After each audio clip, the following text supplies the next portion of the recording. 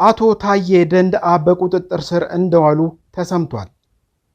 አቶ ታዬ ደንደአ በፌዴራል ከፍተኛው ፍርድ ቤት በመዝገብ ቁጥር 321683 ሐምሌ 30 ቀን 2016 ዓ.ም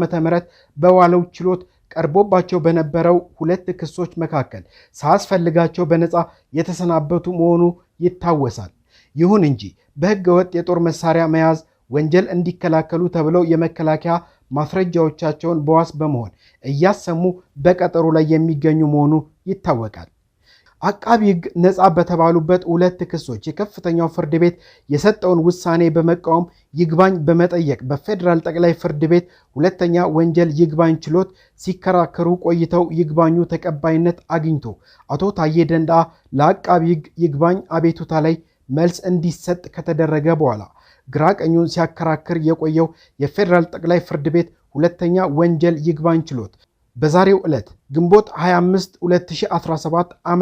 በዋለው ችሎት የከፍተኛው ፍርድ ቤት የሰጠውን በነፃ የማሰናበት ብይን በመሻር በወንጀለኛ መቅጫ ሕግ ስነ ስርዓት ቁጥር 142/1 መሰረት ነፃ የተባሉባቸውን ውሳኔ በመሻር ሊከላከል ይገባል ብሎ ወስኗል።